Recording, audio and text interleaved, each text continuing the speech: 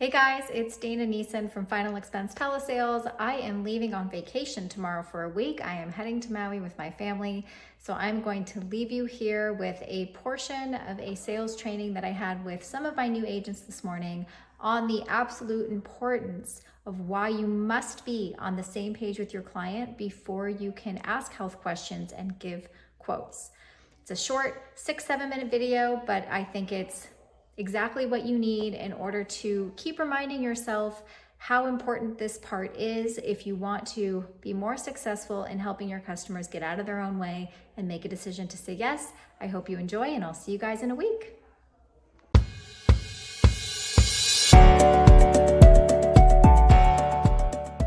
So you had suggested, so price aside, is this even something that you want to have? Okay, perfect. So that's what I thought the call was. But I didn't know any of this context really prior to this meeting right now.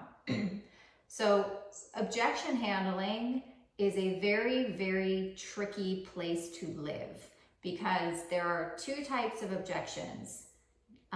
There's one objection that is just a logistical concern that are very easy to overcome if you follow the objection handling techniques.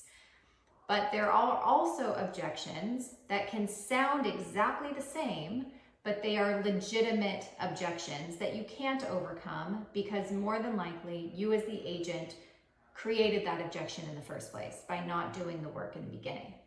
So if you're talking to someone that thinks they know everything, it doesn't matter, and they have a policy but they want more, your only job is to find out why. Why do they want more? Why do they feel like what they have is not enough? What would the consequences be of not getting the additional coverage that they said that they wanted, right? So that's what you have to focus on. Just especially when someone doesn't see any value in the FCGS. And without hearing the call, it's hard for me to be able to give you feedback and advice on how that was brought up and how it was inserted. But a lot of times what I say in training calls is you cannot introduce a solution if your customer doesn't see value or a problem to begin with. So if he doesn't think that the industry is a problem or that the time frame for money to pay out is a problem, then your solution isn't going to mean anything. Right? That's what I ended up with. And I think one of the problems I did have too was that I didn't build up any need for funeral expense. Like he was interested in more money, but he was really interested in the term policy.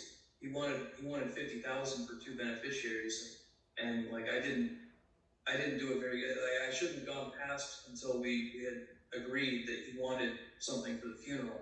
Right, exactly. That's good that you're able to reflect on that now, though, without me bringing that to the forefront, that you can recognize if you're not on the same page with your customer, the chances of it ending in a sale is 0, right? That you can't overcome a price objection if he doesn't want it, right? So in order to kind of change somebody's way of thinking or their mindset and what they want, you would just want to ask them questions instead of telling them what would happen. So let me ask you a question, Tim.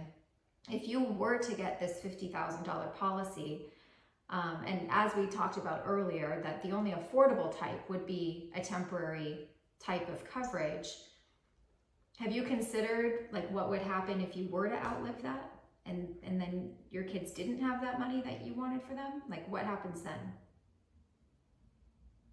And then you just be quiet, right? That's a huge lesson that everybody has to really learn is when you're going to ask a open-ended question like that, do not make the mistake of continuing to talk and give them the answers. It has to come from them because you're trying to change their way of thinking.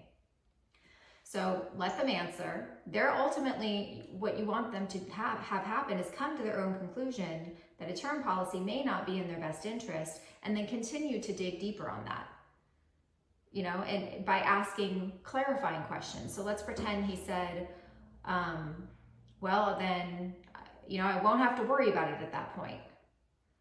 So you're saying that you you just kind of want to gamble on this monthly payment for the next 20 years, and if you outlive it, you're okay just throwing that money in the trash? Is that what I'm hearing? Right? Like, wouldn't you be better off just saving it? Like almost giving them the next objection so that they don't feel like I'm trying to shove my agenda down their throat.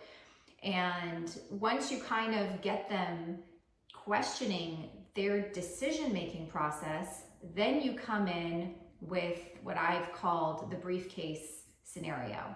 Who on this call has heard me talk about the briefcase scenario? Then you come in with the briefcase scenario and say, well, let me ask you this in a different way. So Tim, you go ahead and say what I was going to say.